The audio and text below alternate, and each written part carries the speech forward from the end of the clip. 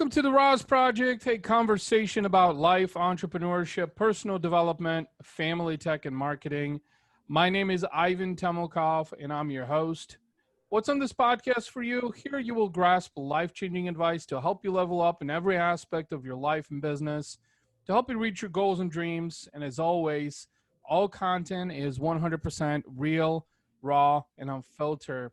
On today's episode of the podcast, we have the first ever attorney joining us on the podcast, and his name is Steve Patti, who is a real estate attorney and does closings nationwide. Steve, welcome to the show.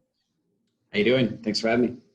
Awesome. So as we were chatting before we hit record, these are very interesting times that we live in, and I think it's changing the dynamic of so many industries, right?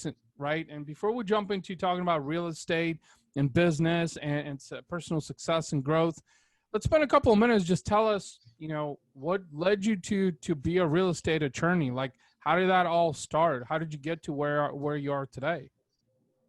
It's nothing too unique, I guess, but I went to law school as a night student, and actually I started out as a day student, and I quickly realized I was broke, needed some money, so I transitioned into the night division.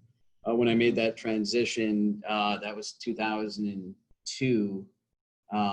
The subprime market, if you remember that, which led to the crash in 2007, 2008. Yep. Real estate was booming. So the people that were hiring were real estate lawyers, title companies. So even though I was the night division at the time, it actually worked out really well because I was able to start the job from really a basic position at the company and learn how you do really everything how to do everything that goes into running a title company, from the legal aspect to just the basic back office stuff. So that's pretty much how I stumbled into it, and then I just stuck with it since then. Okay. Interesting. Yeah. And I'll always ask about the story because personally, I'm curious about, did you just wake up one day and said, hey, I'm just going to be a real estate attorney? Or because especially in your field, with legal, as I think a lot of people that go down the legal route and become attorneys and then they open up their own practice, at a very early age, they're curious about, the justice system and just really how the law works. And yeah, I don't hear too many of those stories nowadays, though. Well, you know what? It's funny you say that. My father was a lawyer, but he was Okay. he was like a real lawyer. I don't call myself a real lawyer because he was a district attorney. He was a courtroom guy going in and representing people and, murders and all that stuff. And so his office was actually in our basement of our house, and clients would come in. And I remember thinking that seemed kind of cool growing up. But as soon as I got to law school and was in a moot court type of class, I was like, this is not for me. Yeah. And transitioned out to the night division and got the job. And it's with real estate, it's more transactional, and, hopefully at the end of it all, you're getting somebody into a house and, something they want to do, something that they really wanted to achieve. It's a big accomplishment for people, that type of thing. So that's pretty much, so I guess there is a little bit of that old school, story that you hear to it as well. Sure. Interesting. So like father, like son, right? A little bit. He was crazy though. He was crazy, man. I'm not that crazy going into judges and rules of civil procedure and that stuff. It's not my cup of tea, I guess. Yeah, it's intense. I've known several attorneys in my lifetime, and I just don't know, when it comes to they deal more on the justice side, like homicides and things like that, and more criminal justice type of attorneys. That's very challenging. I probably wouldn't be able to sleep at night simply because you just have so much in your head, that you have to process, and the types of clients that you work with, that kind of comes with the territory. Right. Yeah. So, okay. So, you went down the real estate route. So, we live in very interesting times right now, with this COVID-19 thing over the last 3 months. Let's talk a little bit about real estate and what you've been seeing in the real estate space. Have there been a lot of foreclosures, or how have the dynamics of real estate really changed over the last few months? I mean, the there's more refinances right now than there has been. A lot of that is driven by the interest rates. So I would say that in the real estate world, if you are a lender or maybe you do what I do, we've been a little bit fortunate just because of that rate environment. A lot of people are refinancing. And it seems kind of crazy, but a lot of people are stuck at their houses more, or, as we all are right now, more than we ever have been. So if you own a house and all of a sudden you might be like, this house is too small, so I need to go buy a new house, or, we need to actually do that addition that we wanted to do, or we need to fix up our bathroom, whatever the case might be. So there's been more activity, I think, by virtue of that, even on things such as, it doesn't involve me, but putting in swimming pools and redoing your yard and that type of thing. But there have been challenges with, COVID and wearing masks, and can we still do closings, and, are people comfortable with you going into their house if you're going to do a refinance? And, so what we've done is we've tried to have everybody come to our office to do the closings. If it's a purchase, we try to keep the sellers out. We've really limited it just to the needed parties. So really the buyers who have to sign all the documents. And that presents some challenges because they could be a first-time home buyer and now they're going into the closing and their realtor won't be there.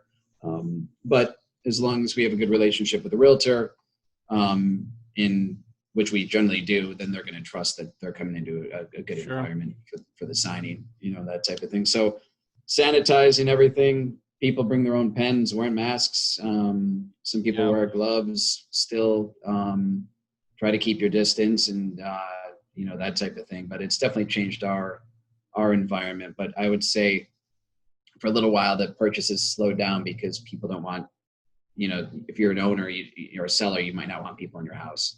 If you're a buyer, you might not be comfortable going in. Yeah. All the things that you mentioned was what I was kind of wondering, because, in some parts of the country, it's not as excessive as others.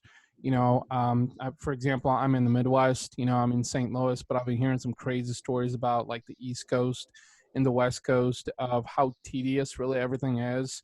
Especially from like a real estate standpoint. And it was really interesting that you were talking about that a lot of people are refinancing right now, which, is interesting because they're refinancing for reasons of, doing modifications to their home, like you said, maybe putting in a pool or something, or, putting in a new addition.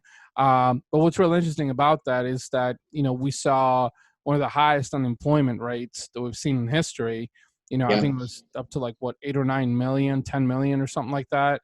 And it's interesting that you mentioned that a lot of people, so on one side, you're seeing a lot of people that are refinancing for reasons of like, hey, I want to do that addition. Now I'm stuck at home for a couple months, I got time to do it. And then there's probably people who are refinancing for cash, right? Is for equity reasons. No, it's all that. And lowering your payment as well. You're going from a 4.5% rate to a 3% rate. So you're going to save some money. And anytime you refinance, you get 1 or 2 months of no mortgage payments. So you're getting a little bit of break there. The lenders, initially it was a little bit chaotic, but the lenders tightened things up with overlays on FHA deals for purchases. And on top of that, there's now like COVID attestations that have to be signed that basically say I'm still employed. I haven't lost my job. I still have the income, that type of thing. Yeah. And then even in where I'm in Rhode Island for a little while, we had an affidavit that needed to be signed and recorded with the deeds that said if anybody was coming in from out of state, they had to self-quarantine for 14 days. So even that type of thing. So you'd buy a house from out of state. Yeah. And then you're stuck in your house for 2 weeks. That's pretty crazy, isn't it? Yeah. You were saying that, you guys are really kind of being very, very sanitary, but, have you done any kind of e-closings, ever since, or has it been all like, hey, our clients come into our office, in person type of thing? Yeah, it's a good question. So a lot of the states, I'm in New England, so we're probably the last place that's ever going to go the e-closing route. With that being said, we actually have an e-closing platform that we created for our clients. So in the states that allow it, you can actually do a full e-closing. So you'd be doing a closing like you and I are sitting here. on this Zoom call, and we would Sure. just end up signing the documents, and I'd notarize them while you sign them. And the beauty with that is 90% of the loan docs don't need to be notarized. So you can approve all those. They can be signed in advance, and it would take, 5 minutes for us to do a closing this way. But going back to your question, a lot of the states passed emergency legislation, which involved, the use of, remote devices. So if it's audio visual equipment, but it's not real. It's meant more for the purpose of if you needed a deed signed or a power of attorney, not a full loan closing package. And it presented some challenges because each state is a little bit different, and you have to use, depending on the state, follow the requirements that they have. It might involve me watching you sign it this way, then you mail me the original document, and then when I get it, we jump back on a call like this, and then you watch me notarize it, and then at that point, it's valid. So each state that didn't have or doesn't have the e-closing regulations in effect, that haven't passed them, then that was kind of the best bet. But out in New England, we haven't seen it. But the good news is there's about 25 states or so that have at least passed. It's called RON, Remote Online Notarization laws, that will really enable the use of doing these types of closings. And it takes some time. I mean, it sounds kind of terrible to say, but something like the coronavirus really will give this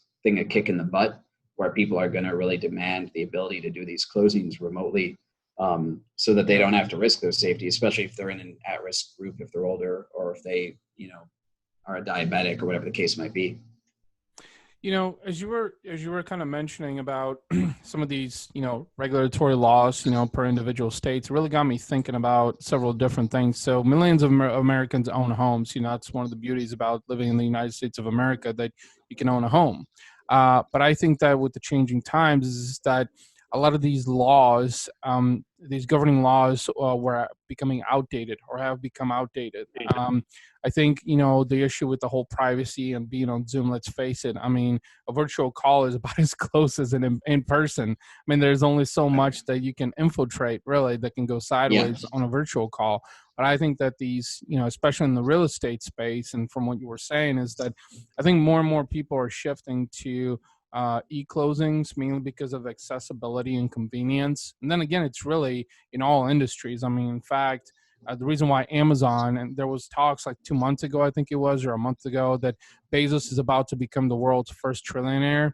And it's because, everybody's sitting on their butts at home on the couch and just tapping on the app and ordering shit from Amazon, including toilet paper and whatnot else. And soon is going to be grocery, which might already be in some states since the acquisition of Whole Foods by Amazon, which is totally going to kill the grocery market. I mean, just so quickly. I know Walmart. So what I was trying to say is just that I think more and more people are realizing that, there is absolutely no reason. And I think you even solidify that when you said 90% of the documentation can be done via virtual call. You don't have to notarize it. But then you also talked about, this new law. I think you said RON, I believe, that is remote online notarization, right? Which is kind of makes me think of like DocuSign, basically, which I use for everything. Right. Yeah. You get it in your inbox, swipe your finger and sign. I mean, it's no different than basically being in person and holding a pen in your hand and just signing it. But I think one of the challenges is that a lot of these laws, real estate laws, were so outdated that now they're forced to really kind of reinvent themselves in a way to keep up with the changing times. And I honestly, I don't think it's gonna go back. I mean, I could be wrong here, but in the real estate space specifically, I'm seeing more and more people in the future, doing things electronically. We talked about like the Rocket Mortgage, of the world that, it's kind of like a one point and click. And there's a bunch of other companies that are doing something similar. They just have a maybe slightly different approach, but for the most part, I mean, who wants the hustle and bustle of running around and even with virtual tours, right? I mean, you've probably seen a lot of that is with homes, right? Is that you can do a virtual online tour to see the inside of the residence without you actually stepping a foot there, and yes, it's not a full-on experience, which, don't get me wrong, I personally am a huge fan of an experience, but some people are like, no, I just want to see what it looks like, because worst case scenario, if I don't like it, as long as there's some kind of a, like a return policy or something or whatever, something that says, hey, if you don't like it, then you have an option to exchange or whatever, if such thing exists. But for the most part, I think, people are really going for the accessibility factor and convenience, and it's kind of diluting the whole experience, because 50 years ago, buying a house was literally an experience. Like, you go to the house, you see the house, you experience it, you walk through it, you touch it, you talk to the realtor, like it was the whole 9 yards. But nowadays I think it's a lot more fast tracked, right? No, it is. I mean, I think everything's kind of going that way, from buying a car to buying a house. I've had a couple of people buy houses and sight unseen. They've had a family member look at it. Family member does the walkthrough.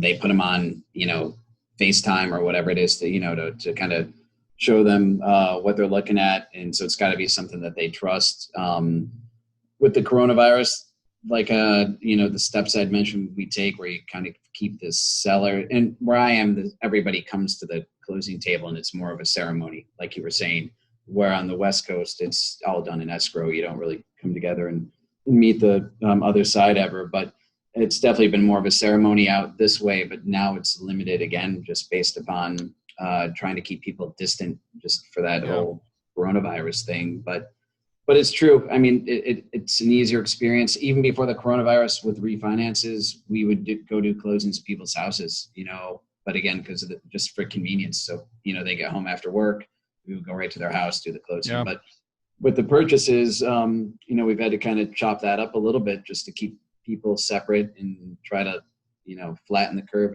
as they say. And I do think, though, like you said, it's going to become more and more of the digital world. It's a lot easier for people to do the virtual tours. And then when they buy, if you didn't have to go to the closing to do it, if you could do it like when we do a virtual closing now, we're basically doing it like how you and I are, except I would see the document that you're signing, and I'd watch you sign it, and then I would take control back, basically, and then I would notarize it. And then the beauty of the remote closings, though, is I've done way too many closings to even guess the number, but I don't remember a closing I did a week ago, or the details of it generally. Yeah. So when you do it electronically, it gets recorded, and there's always a digital copy of it, and the documents have they get a tamper seal, evidence seal on it. So everything is secure. If there was ever a question about somebody not understanding anything, it would be documented. They could ask questions about other documents that they already had approved, or that they wanted to wait and approve until they sign them on the platform. So from that perspective, it really does help to reduce, I would say, fraud and any sort of confusion over what really went on at a closing, just to make sure that everybody's got a clear path of it. No, I think you hit the nail on the head personally, maybe because I'm just a digital guy, but I think there's sort of been this worry about, how digital is going to play a part, privacy issues, legal issues. But like you said, I mean, as long as there's an actual copy, a digital copy of like a notarization or an actual e-signing, then, I mean, it's just as good. It's factual proof. So, and I think that's what some of these traditional laws and lawmakers, on the real estate side of things specifically, have been so worried about, because of the disruption that digital is creating. And it's a good disruption, though, nonetheless, I personally think, because it's adding an extra layer of accessibility, of convenience. It's also actually making it faster, I think, to do some of these closings, right? So, for sure. So I know we talked about, the real estate side of things. So just kind of getting your thoughts on it, but, I kind of want to weave in something else, because you talked about, personal success and personal growth also.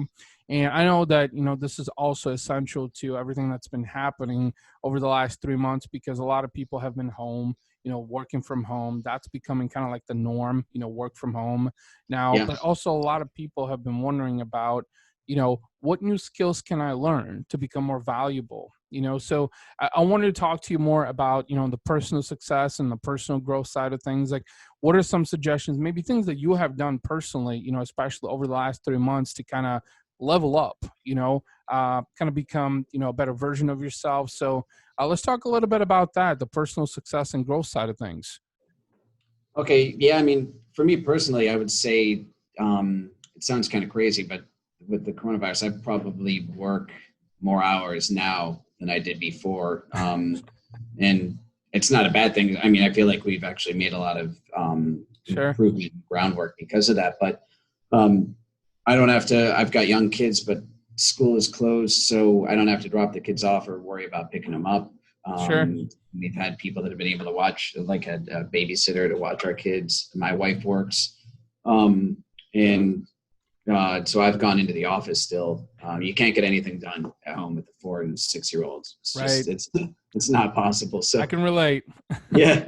So, but I've been able to then get up, go to work earlier, and then work late. So I think it's given me, I've been driven more, especially with the e-closing platform, that type of a thing, to really implement that into what we do a bit more. Mm-hmm.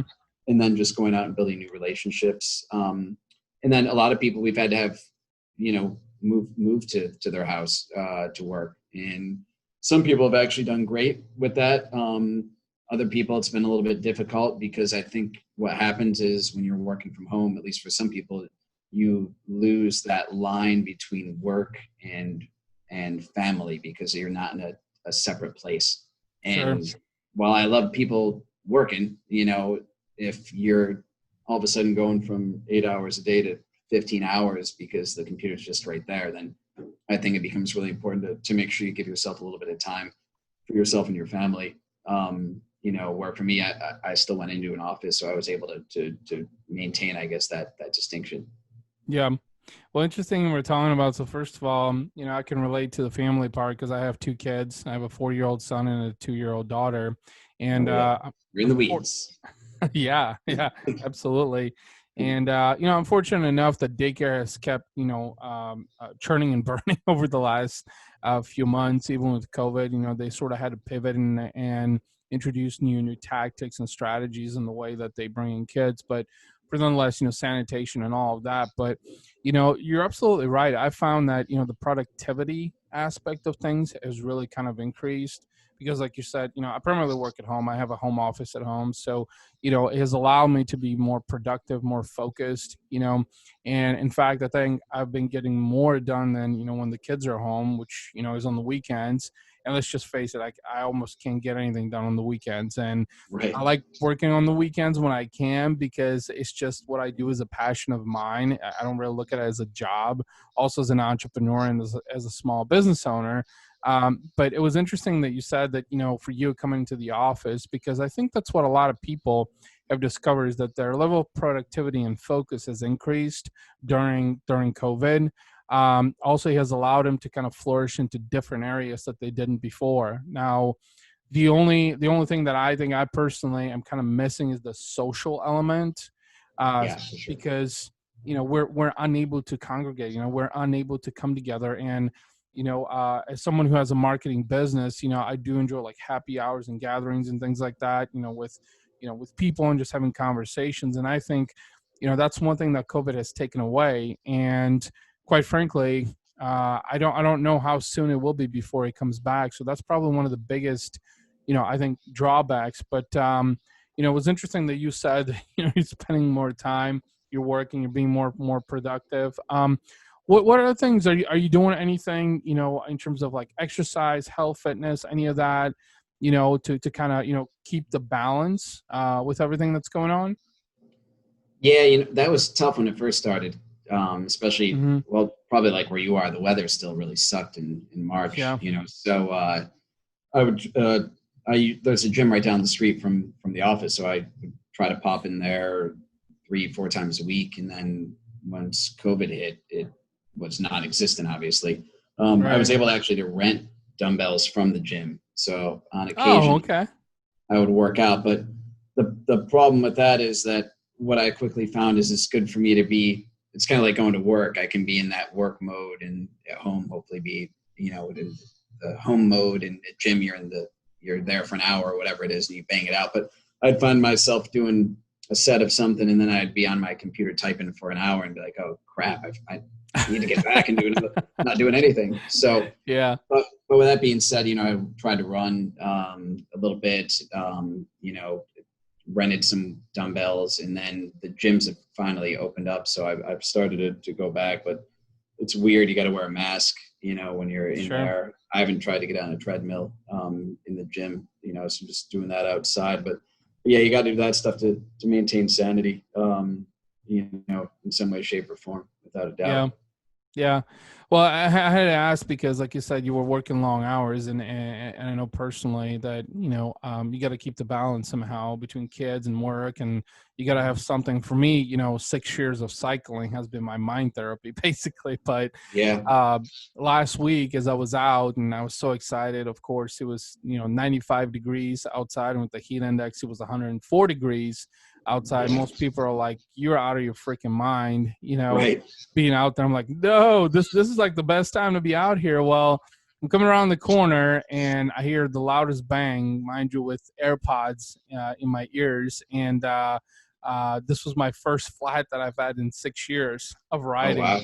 And Oh. so my bike is down until the 23rd. But, that's one of the things that for me personally that I enjoy the most. It's literally mindset. It's a mindset shift. It's clarity. It's focus. It's really, I feel like being on that bike is not about endurance. It's not about health, or fitness. It's more about really just collecting your thoughts and figuring out, what's your next move. Yeah. What are your goals? What are your dreams? What are you going after? How are you going to make it happen? And I feel like I've probably had some of the biggest epiphanies while I've just been, cycling my ass off, 15, 20, 25 miles in. And I'm just like, I just had a huge epiphany, and Yeah. so that's why I was asking. It's interesting we're talking about masks at gyms because being here in the Midwest, I think it was about a month and a half ago, roughly, when the gyms opened up. But in the first 2 or 3 weeks, it was kind of like, a mask was required. Now it's an optional thing. And it's like, how are you Yeah. going to run on the treadmill with a mask? Are you trying to suffocate No. yourself? Yeah. It's No, just not. it's not good. It's funny too. Like for me, running is definitely like mental clarity. I used to detest running. I mean, I used to smoke cigarettes and stuff. I detested it. And as I've gotten older, but really over the last 20 years, that's probably been one of the best sources of relief in some way, shape, or form. A guy I know said to me before, I run to deal with my problems, and I drink to forget about them. And so I said to him, that's why I do both. That's why I do both of those things. So that way I can run to deal with them, and then I forget about them, hopefully, if I drink as well. Sure.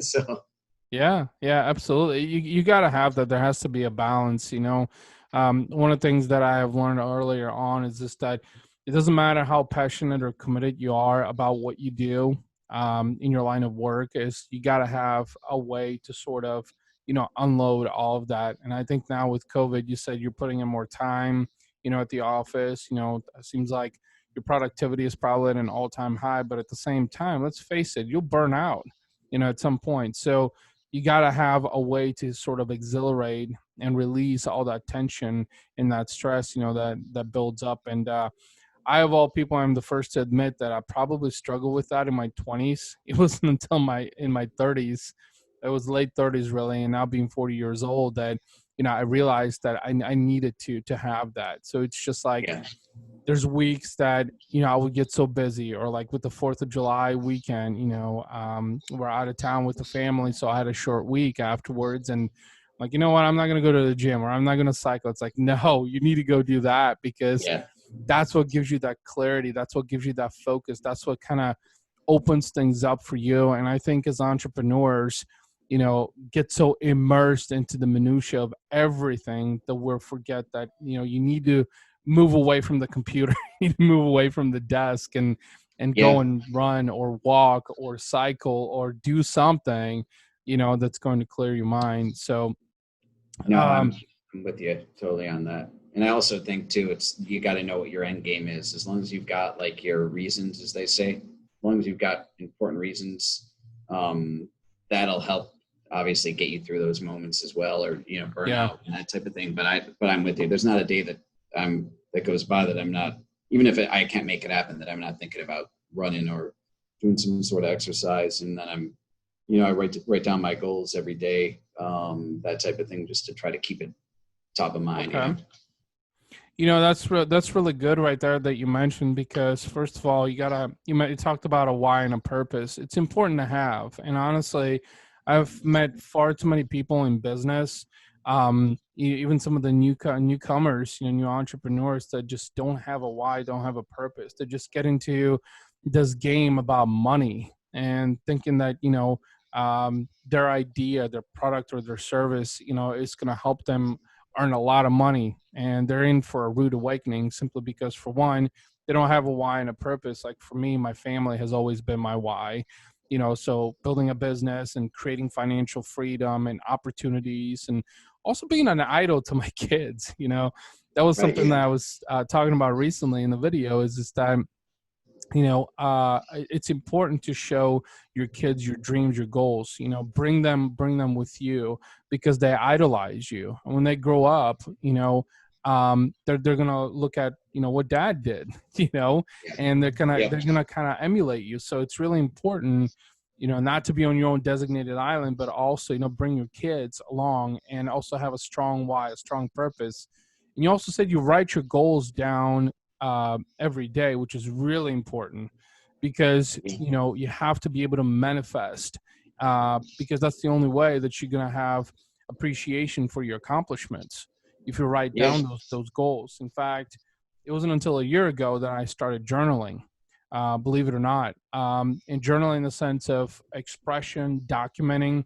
I sort of, over a period of time, I found this trend that everything that I was writing down, for the most part, were my aspirations of who I wanted to be, who I knew that I could be. And I think a lot of people don't do that. Let's face it, I'm an Eastern European, and I don't know any Eastern Europeans, honestly, that have done any of that. I know my parents, who are about as old school gets, never did any of that, never strived for kind of ways to level up, and different ways to become a better person. So it's very interesting that you mentioned that you're not the first, second, or third person, for sure, to talk about the importance of mindset, personal development, writing down your goals, journaling, clarity also. So and how is that, from your experience? I mean, have you found value in all of those things? As you said, 20 years in the game now, right? Yeah, no, for sure. Yeah, when I started out, I mean, on a professional standpoint and personal standpoint, I mean, I didn't know my ass from my elbow, if I'm allowed to say that. You know what I mean? So it's like you go totally 180. The other big thing is you have kids, and all of a sudden your priorities change. You have a whole new perspective on life, and like you'd said, it's what do you want your kids to remember, and what do they deserve? You know what I mean? Like that type of thing. So what can you really do to try to level things up? And part of that is writing down your goals and trying to really work to make those things reality, and then reevaluating the goals and what they maybe were 10 years ago. It's an ongoing process, and you gotta keep aim high. What do they say? Shoot for the stars, and hopefully you'll hit. I'd rather shoot for them and miss. You know what I mean? So lofty goals, and try to make a real difference in the world, and then in your own family's life. So yeah, I think it was something along the lines of shoot for the moon, and if you miss it, then you land amongst the stars, or something along those lines. No, it's really interesting you said that, because one thing that I have found out personally through my entrepreneurial journey is this, that in the beginning I was surrounding myself with the wrong people. I was surrounding myself with people who weren't like-minded. People who, for instance, I tried to surround myself with people who have built businesses, have families, have high goals. They're very driven, very motivated. So like you said, your priorities really change, and it's important to align yourself with people who have done the things that you want to accomplish also, or have similar aspirations, similar goals, also similar dreams also, right?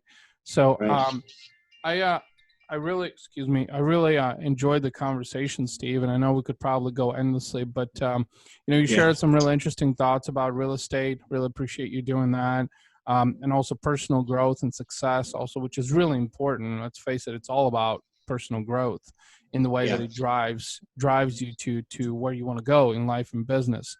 So with that being said, before we wrap things up, can you just throw out some social handles, some websites? How can people connect with you out there? Yeah, for sure. You can go to our website first, spelled out, and then NTE, nationaltitleescrow.com. You can always email me, steve@firstnte.com. Fast Close is the name of our e-closing platform. So you can check that out. And we're on social media, Twitter, I think it's at First NTE. But would love to connect with everybody. Feel free to hit me up if you have any questions on real estate, if you're just getting started out as a realtor, investor, even in the mortgage world, or if you have a title company, you just want to collaborate. So be really happy to talk to anybody in the industry. Very cool. Steve, thank you so much for jumping on the podcast. Appreciate it. All right, man. Thank you. I appreciate it too.